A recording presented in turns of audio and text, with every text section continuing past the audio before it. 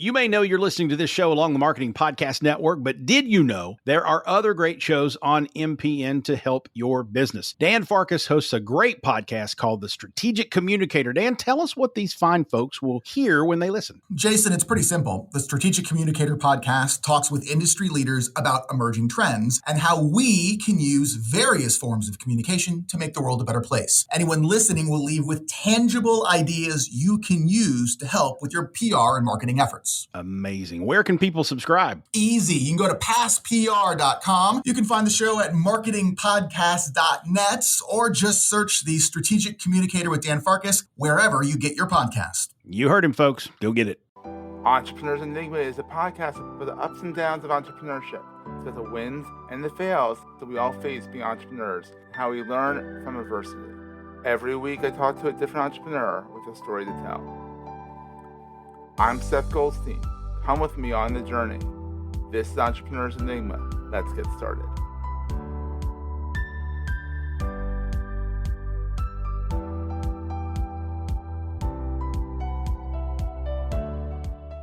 Hey everyone, welcome to another edition of the Entrepreneurs Enigma podcast. I am your host, as always, the hostess with the mostest. I guess some people might not call me that, but whatever. I am Seth. I am here today with Caleb Roche of C. Roche Consulting. It will eventually be rebranded to Club Creative. Hey, how's it going, Caleb? Good, Seth. How are you? Thanks for having me on. This is fun. And we actually met through Podmatch, which was kind of cool. I'm like, we gotta give a huge shout out to Podmatch because that is the coolest platform. It's pretty wild. I usually don't have a problem with getting guests, but when I get to meet interesting people like Caleb, it makes it all worth it. Let's wait till the end of the recording to say that it was a good conversation, so we'll see. I'm sure it will. We chatted prior, so it's kind of cool. So Caleb is an entrepreneur, because he's on Entrepreneurs Enigma podcast. It's kind of a given, but he also has worked for Inspire Brands, which owns Science Drive-ins. So he's done the corporate grind, the corporate hustle, all that good stuff. So we'll talk a little bit about that. But Caleb, how did you get started? In general, in marketing, getting interested in marketing and all of this fun stuff? So it started out, I actually thought I wanted to be an attorney for a little bit. So I thought I wanted to be, the typical in front of the judge talking, I rest your case, a litigator, having the best arguments, because I've always enjoyed public speaking, that type of thing. And I wanted to deliver that. And so I started this path off of, I'm going to become an attorney. I'm going to be the top attorney.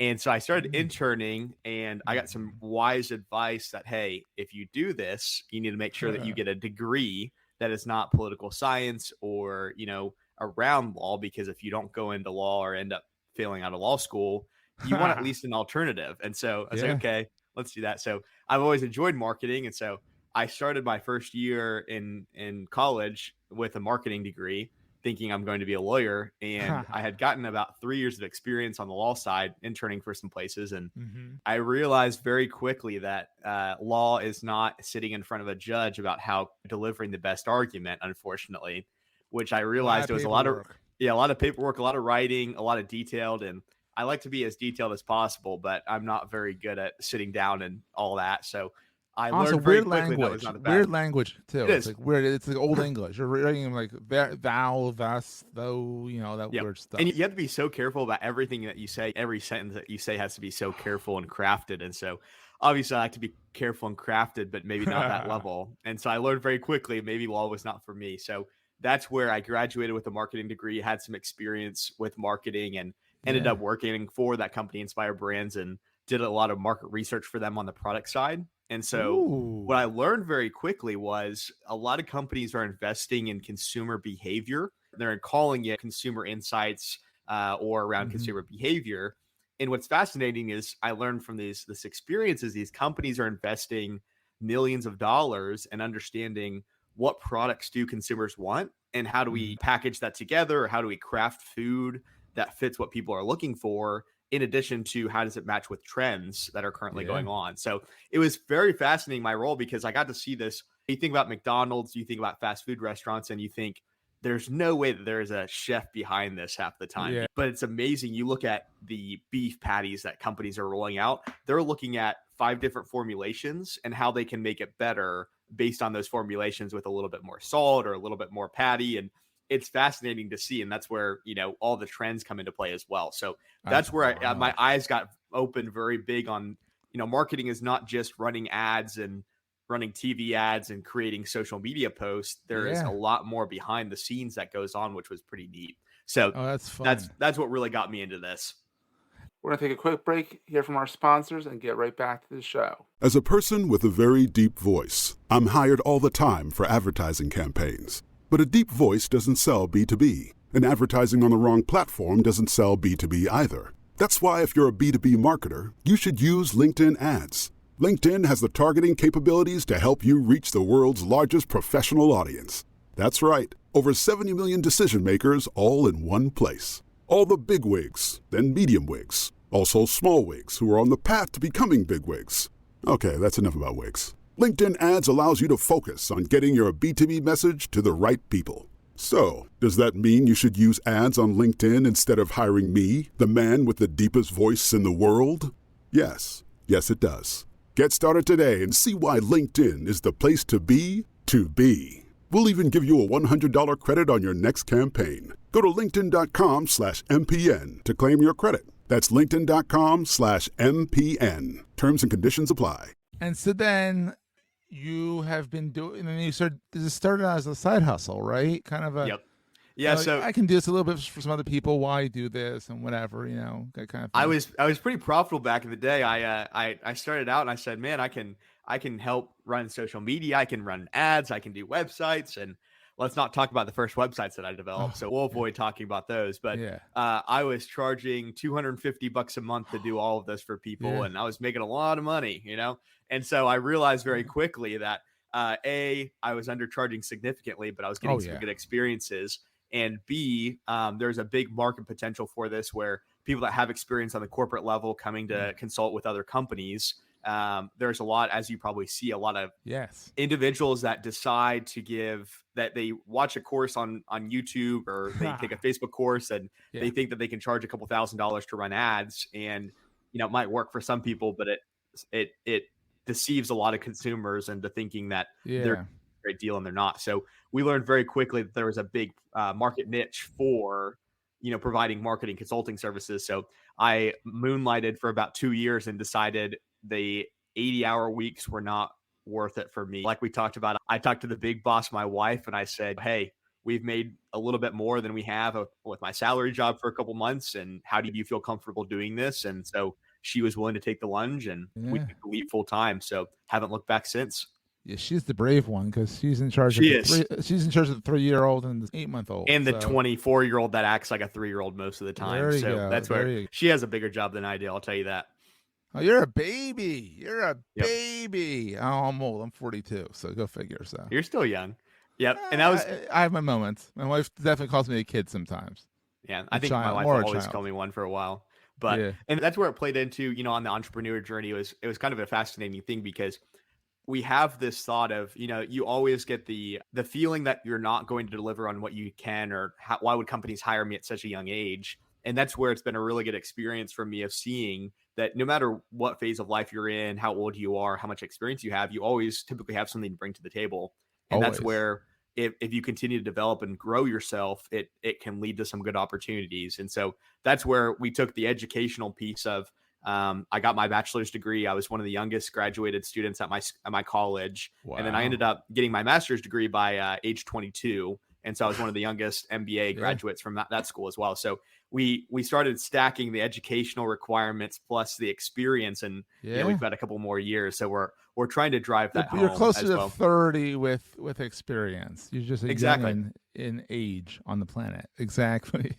Just a lot to learn still. That's the big thing. So we're not 30 yet. You're not 30 yet. 30 be like, wait, I'll have 4 kids. And I'll be a multimillionaire. There you go.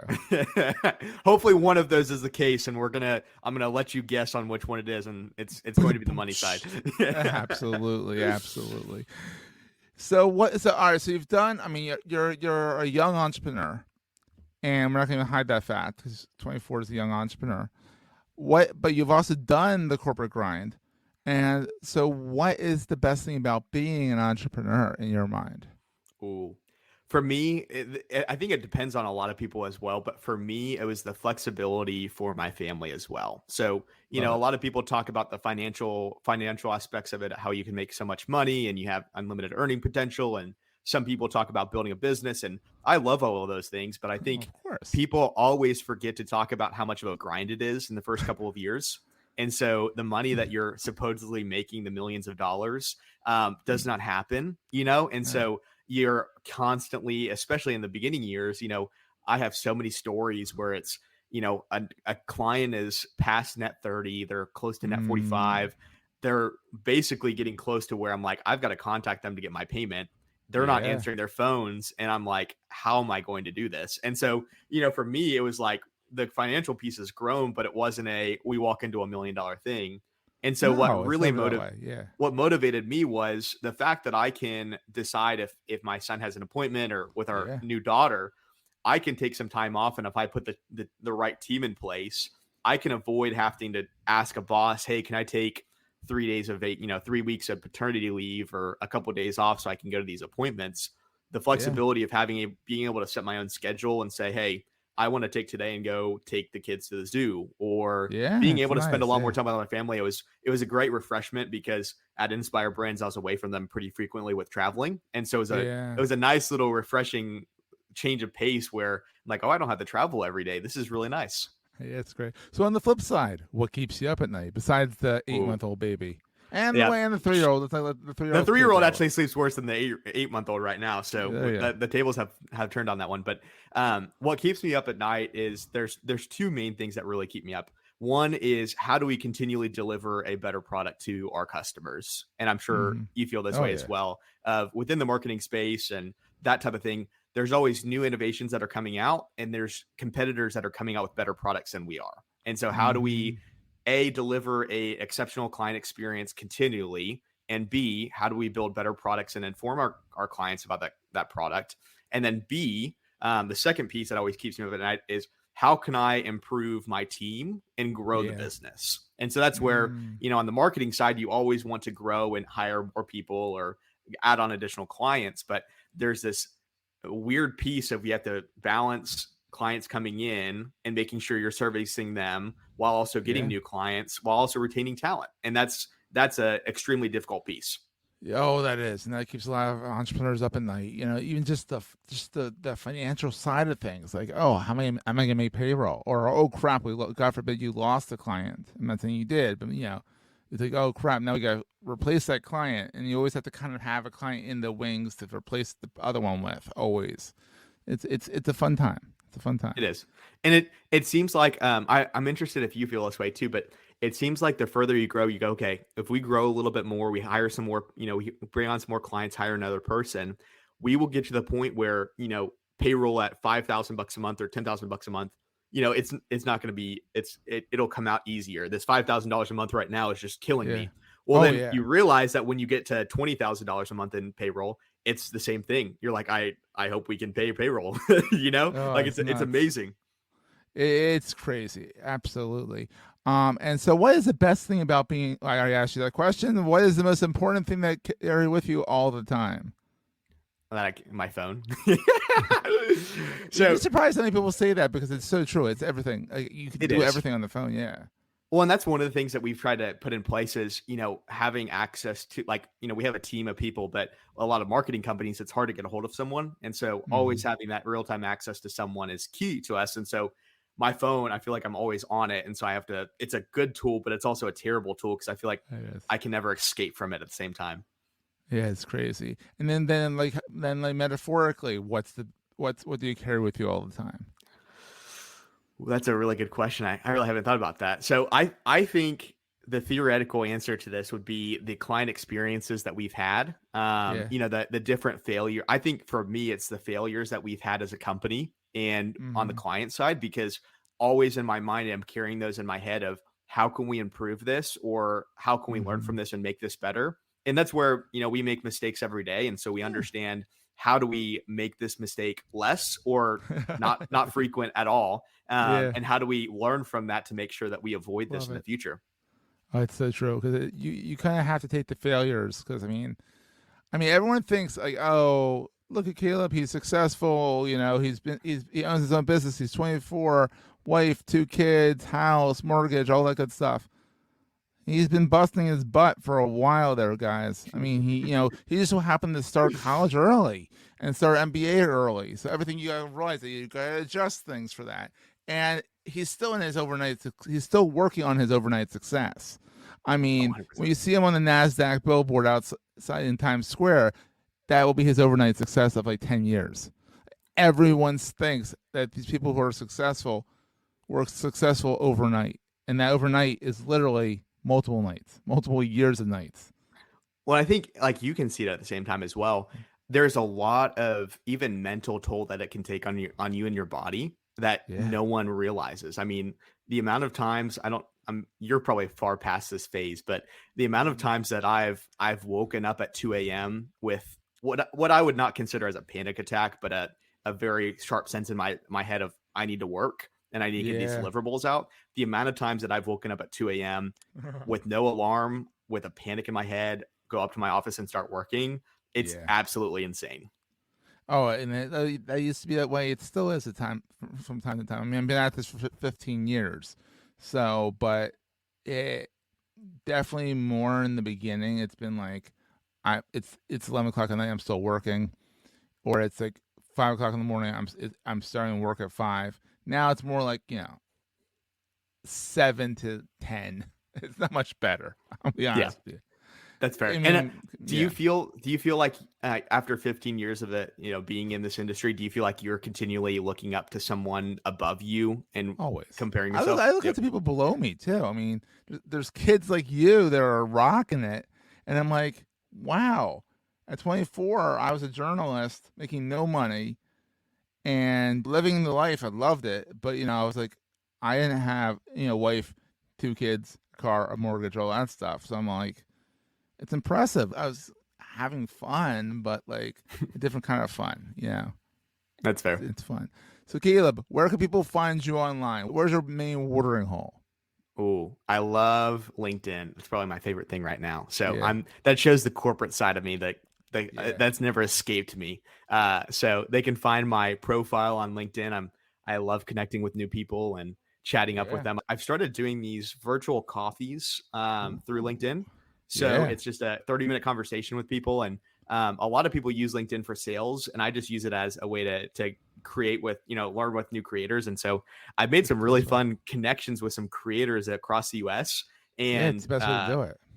We do a virtual coffee, and I make a coffee, they make a coffee, and we jump on a Zoom call and just learn about each other. And it's pretty awesome. So I love conversations like that because the more that I can learn from other people, and see what their experiences are and their failures and what they've done right. I feel like I always take away something. So I love LinkedIn, and that's where I like to be found. Yeah, so you're a Caleb-Roche. Yep. Roche. It's CALEBROCHE. Yeah. Sounds like a bug, but not spelled. Yeah. Yep. Not spelled like Roach, but sounds like Roach. It sounds like Roach. It sounds like the bug, but we're not the bug. No, but maybe you're indestructible like the bug. Aren't they the bugs that they can survive an atom bomb attack or something like that? I don't know. Probably they're the most annoying creatures. That's all I know. So I do know I'm pretty annoying. So it works out really well. Well, on that note, we will see everyone next time. Thanks, Caleb. Thanks for having me on. Appreciate it. That was a great show. If you're enjoying Entrepreneur's Enigma, please review us in the podcast directory of your choice. Every review helps other podcast listeners find our show. If you're looking for other podcasts in the marketing space, look no further than the Marketing Podcast Network at marketingpodcasts.net.